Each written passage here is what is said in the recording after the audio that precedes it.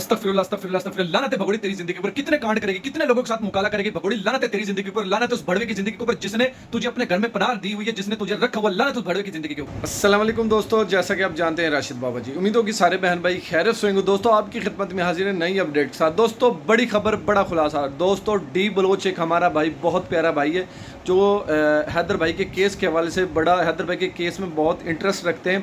दोस्तों बहुत और भी हमारे बहुत से भाई हैं जो इस केस के अंदर इंटरेस्ट रखते हैं, हैदर भाई की सपोर्ट के लिए खड़े हुए। दोस्तों ये आप डी बलोच भाई का इंटरव्यू सुने।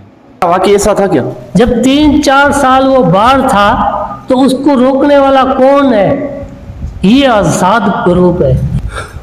अस्सलाम वालेकुम दोस्तों, जैसे कि मैं आपका भाई डी बलोच, आप मेरा चैनल देख रहे हैं डी बलोच ऑफिशियल। दोस्तों कुछ दिन पहले मैंने एक शॉर्ट वीडियो बना के डाली थी कि मैं जा रहा हूँ सीमा के गांव। तो मैंने बहुत सारे लोगों से बात करने की कोशिश की, लेकिन सीमा के हवाले से कोई बात ही नहीं करना चाहता। तो एक चाचा जी मिले हैं हमें यहाँ पे। मैंने उनसे पूछा था कि उनको मैंने कहा चाचा जी मैं आपका इंटरव्यू करना चाहता हूँ। तो भला हो इस चाचा का, तो इसने मुझे इंटरव्यू देने के लिए ये बंदा राजी हो गया। भाई जैसे कि अगर हम सीमा के बारे में यहाँ पे बंदों से बात करते हैं या बच्चों से भी बात करते हैं, लेकिन पता नहीं ऐसे समझो किसी जानवर का नाम ले, लेकिन सीमा का नाम किसी के सामने मत लो। मतलब चिढ़ सी होती है लोगों को, मतलब कि उसका नाम लेने से ना लोग जो है ना अचानक से एकदम से भड़क जाते हैं, मतलब लड़ने के लिए तैयार हो जाते हैं। तो आज हम चाचा जी से इंटरव्यू करेंगे, बिल्कुल एक एक चीज के बारे में पूछेंगे। जितने कांड इसने पाकिस्तान में किए थे, हर एक चीज के बारे में चाचा जी से पूछेंगे। अस्सलाम वालेकुम चाचा जी। वालेकुम सलाम। क्या नाम है चाचा? मेरा नाम जुल्फकार अली है। तो चाचा जुल्फकार अली, आप इसके बारे में क्या जानते हैं? इसके बारे में सब जानते हैं, पर इसके बारे में कोई बात करने के लिए राजी नहीं है, क्योंकि ये एक जानवर किस्म की औरत है।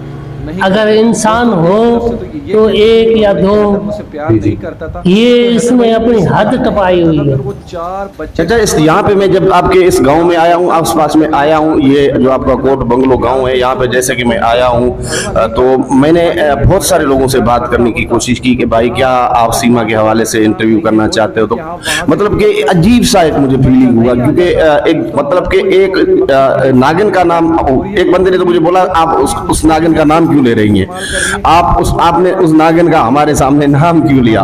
तो वो बंदा मेरे साथ लड़ने के लिए तैयार हो गया था, क्योंकि इससे नफरत करते हैं। ये जो अपने पाकिस्तान की नहीं हुई तो इंडिया की कैसे होएगी?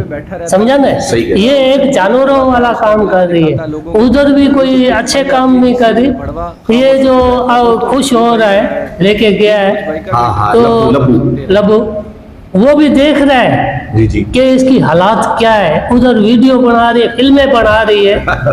क्या फिल्मों में कोई माफ कर रहा है क्या? अच्छा चाचा जी मुझे एक बात समझाइए कि ये भगोड़ी कहती है कि मुझे गांव नहीं आने दिया जाता था। क्या उसको ये जो उसका गांव है, क्या उसको यहाँ पे कोई आने नहीं देते क्या? वो कौन सा आदमी है जो इसको रोकने वाला है? बिल्कुल इसको कोई रोकने वाला नहीं है, कोई टोकने वाला नहीं है।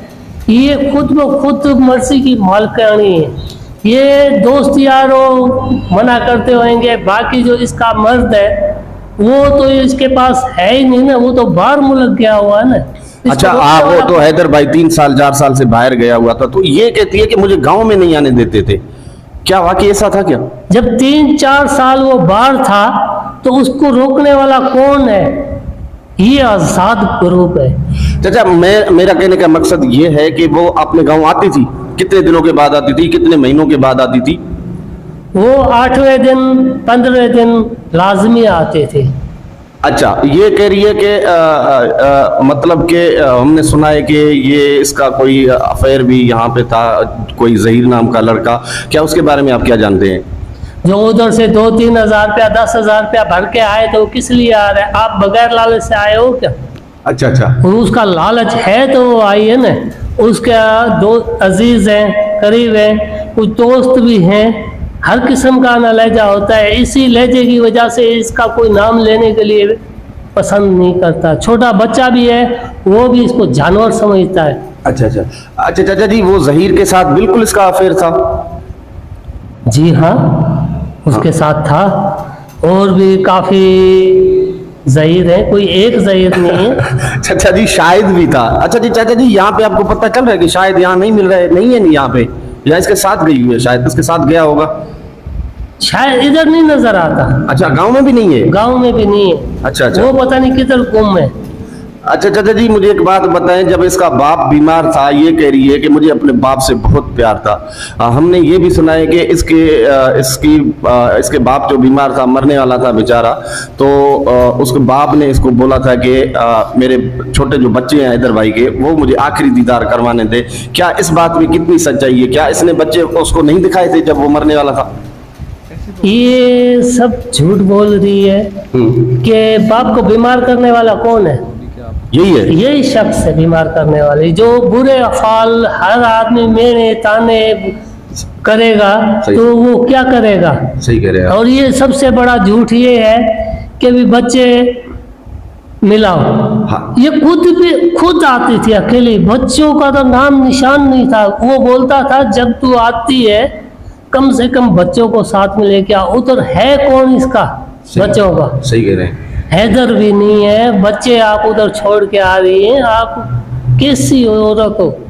चाचा जी, मुझे एक बात बताएं आप, जब ये कहिए कि मेरे माँ बाप ने मुझे बेच दिया था हैदर को, हमने ये भी सुना है कि ये खुद भाग के गई है और खुद जाके कोर्ट में मैरिज कर लिया था इसने। इस बात में कितना सच्चाई है? जब सारी दुनिया को पता है कि ये इधर से भाग के गई है, जी जी, इसने कोर्ट में शादी करी है, फिर ये कैसे बोल सकती है कि वो माँ बाप ने पैसे लिए? वो इनको खींचा गया है, माँ बाप को उनको बदनाम किया गया, उनको जलील किया गया है, समझा ना? तो उसका जो खर्च हुआ है नहीं, हाँ, वो तो एक रिवायत होती है, मतलब कि मतलब जब ये चीजें जो हुई हैं, ये चीजें हुई हैं, पर जो उसका वो खर्च हुआ है, नहीं, वो जो पंचायत बिरादरी का मसला है, बिरादरी का, वही जो बिरादरी का मसला है, उसका हिसाब किताब उसके साथ जो इतनी बेइज्जती होने के बावजूद वो क्या करे? सही कह रहे हैं आप। वो बिरादरी का खर्चा तो जो खर्च किया है वो तो वो लेना है ना।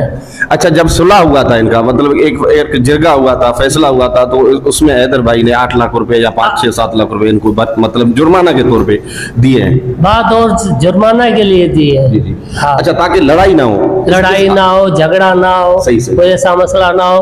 पर ये औरत पहले भी ये काम कर चुकी है। चाचा जी, हमने सुना है कि इसके गांव में भी बहुत सारे अफेयर थे, और वो तो कराची में तो 15-20 यार इनके निकल के सामने आ रहे हैं। गांव में कितने थे? थोड़ा सा इस बात में रोशनी डालिए। ये हिसाब नहीं लगा सकते, क्योंकि 4 सामने होंगे तो 8 गैबी तौर पे भी है। जी जी जी। इस चीज के बारे में इंसान क्या अंदाजा लगाए? नहीं, ये बचपन से मतलब ऐसी थी? ये बचपन से ऐसी चली आ रही है, आजाद है। ये घर में भी कम बैठती थी, कम उठती। ये जो बाहर घूमना फिरना इधर उधर, आजाद औरत है। ये बोल रही है कि मुझे वहां बंदी बना के रखा था। अब इंडिया के जाके जब बैठी है वहां पे, जब हमारे मुल्क पे या हम पे इल्जाम लगा रही है, कह रही है कि मैं जो है ना यहाँ पे कैद थी, औरतों को बंद किया जाता था। आप थोड़ा इस बात पे रोशनी डालिए। अभी आप मेरे को ये बताएं कि जब उसका मुर्स भी नहीं है और उसका को अजीज करीब भी नहीं है, जी जी, वो किस चीज में बंदी है? वो किस चीज में कैदी है? उसको कौन रोकने वाला है, कौन टोकने वाला है? ये आप अंदाजा नहीं लगा सकते, आप इस चीज को नहीं समझ सकते। दोस्तों, आप दोस्तों ने डी बलोच भाई का इंटरव्यू सुना। ऐसी मक्कार औरत, ऐसी फरेबी औरत अभी भी इस दुनिया में जिंदा है। ऐसी औरत को जीते जी आग लगा देनी चाहिए। ऐसी भगोड़ी को वहाँ पे मारे जहाँ पे पानी भी नहीं मिलता। लानत है भगोड़ी तेरी ज़िंदगी के ऊपर, और तुझे चाहिए कहीं पे डूब के मर जाना। भगोड़ी, तेरे अंदर कोई थोड़ी सी शर्म नहीं है? तेरे अंदर थोड़ी सी शर्म भी नहीं है?